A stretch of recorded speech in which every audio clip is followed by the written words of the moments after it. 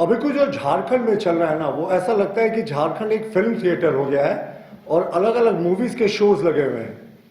अभी कुछ देर पहले तक भागम भाग का लग रहा है शो चल रहा था। कभी माननीय मुख्यमंत्री जी भाग रहे हैं, लापता हो गए। उसके बाद विधायक पहले हैदराबाद भागे, फिर दिल्ली भाग, फिर दिल्ली भाग गए और पता नहीं अब तो कहाँ है वो, शायद कांग्रेस आला कमान को भी पता नहीं। और भागम भाग का शो हटा तो लगता है मिस्टर इंडिया का शो भी शुरू हो गया था साथ साथ। मुख्यमंत्री जी मुख्यमंत्री रहते हुए 40 घंटे तक गायब हो गए, अदृश्य हो गए थे। राज भगवान के भरोसे था, 3.5 करोड़ जनता भगवान के भरोसे थी। और पिछले 48 घंटे से कांग्रेस के विधायक भी मिस्टर इंडिया बन गए। उनका भी कोई ठिकाना नहीं, लोग उनसे संपर्क नहीं कर पा रहे। शायद कोई फोन से कभी बातचीत हो जाए तो हो जाए, लेकिन जनता के लिए तो वो अदृश्य है। और मिस्टर इंडिया तो ये सरकारी है। 4 साल तक ये सरकार अदृश्य रही। यहाँ के आदिवासी मूलवासियों के लिए तो इस सरकार ने कोई काम ही नहीं किया। तो पूरे तरीके से इन्होंने झारखंड को एक फिल्म थिएटर का शो बनाकर रखा हुआ है।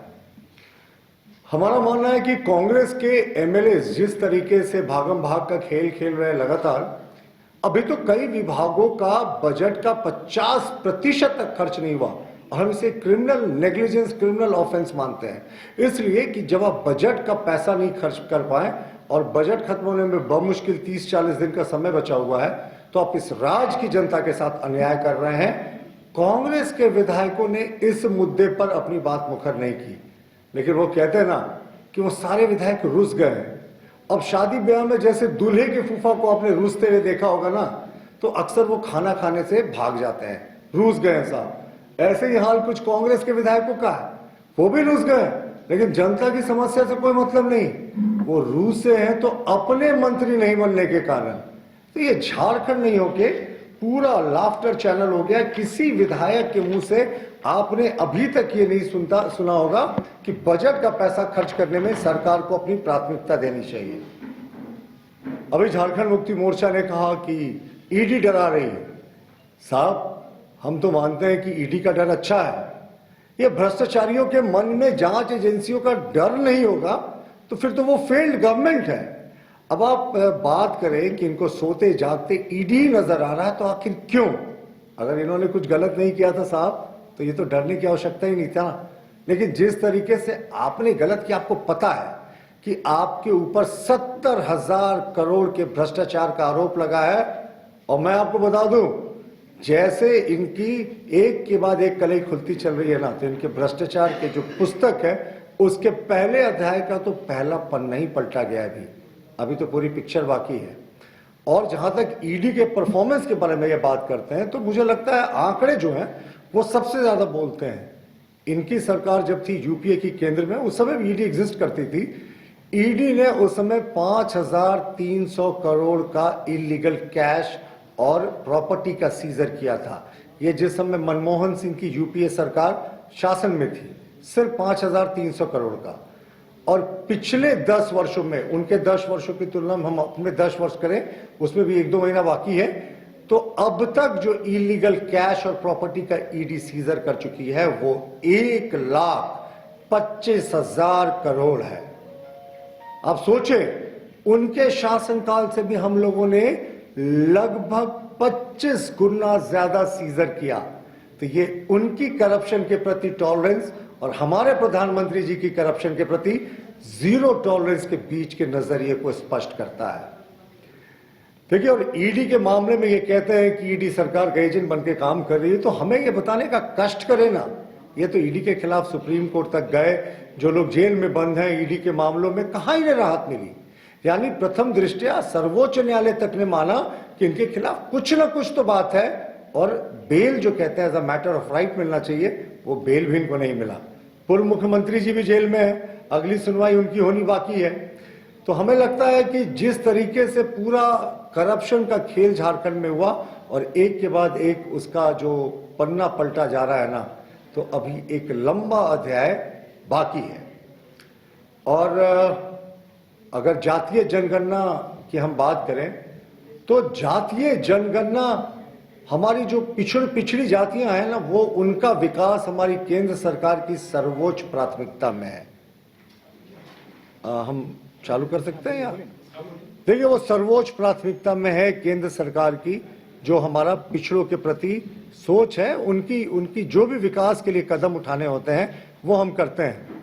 लेकिन इस सरकार को बताना चाहिए कि जब इनको पंचायत चुनाव में इन्होंने एफिडेविट किया था सुप्रीम कोर्ट में कि बिना ट्रिपल टेस्ट कराए हम अगला चुनाव नगर निकाय का नहीं कराएंगे, तो फिर ये चोर दरवाजे से नगर निकाय का चुनाव बिना पिछड़ों को आरक्षण दिए, बिना ट्रिपल टेस्ट कराए क्यों करने जा रहे थे। तो साफ है ये ओबीसी विरोधी भी सरकार है। और ये कोई पहली बात नहीं। आप देखिए, पिछड़ा वर्ग आयोग के अध्यक्ष का पद जस्टिस लोकनाथ प्रसाद जी के आकस्मिक निधन के बाद 14 महीने तक खाली था और अगस्त 2023 में इसी सरकार के कैबिनेट ने, पूर्व की हेमंत सरकार की कैबिनेट ने निर्णय लिया था कि जो ट्रिपल टेस्ट होगा, जो जातीय जनगणना होगी, वो हम कराएंगे ओबीसी आरक्षण देने के लिए पिछड़ा वर्ग से। तो हम तो इस सरकार से जानना चाहते हैं कि अगस्त 2023 का वो कैबिनेट का निर्णय, उसके बाद फरवरी में आपने अध्यक्ष की नियुक्ति की, 8 महीने तक ये सरकार क्यों सोई हुई थी। जाहिर है ना, पिछड़ों के लिए ये सिर्फ घरियाली आंसू बहाने वाली सरकार है। इनको पिछड़ों के हक से कोई मतलब नहीं है। पिछड़ों के हक से मतलब होता साहब तो ये पंचायत चुनाव में भी उनको आरक्षण देने की कोशिश करते और नगर निकाय चुनाव में भी आरक्षण देने की कोशिश करते।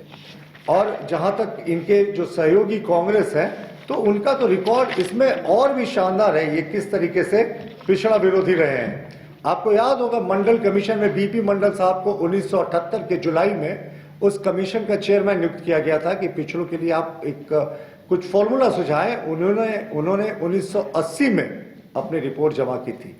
1980 से 1990 के बीच में कांग्रेस की फुल मेजॉरिटी, या हम कहें ब्रूट मेजॉरिटी, राजीव गांधी ने उस समय 400 से ज्यादा सीटें जीती थी। इन्होंने 10 वर्षों तक मंडल कमीशन की रिपोर्ट को दबाकर रखा था। यही इनके पिछड़े के हितैषी होने का प्रमाण है।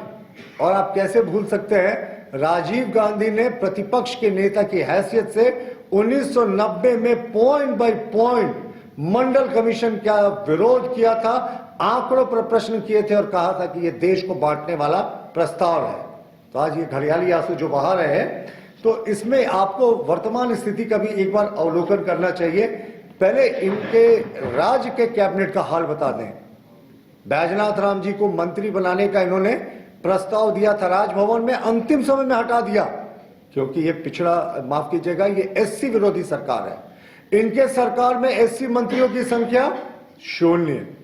इनके सरकार में ओबीसी मंत्रियों की संख्या उंगलियों पर गिन लेंगे, 1, 2, उससे ज्यादा आंकड़ा नहीं जाता। और अल्पसंख्यक मंत्री को हम ओबीसी की कोटि में नहीं गिनेंगे।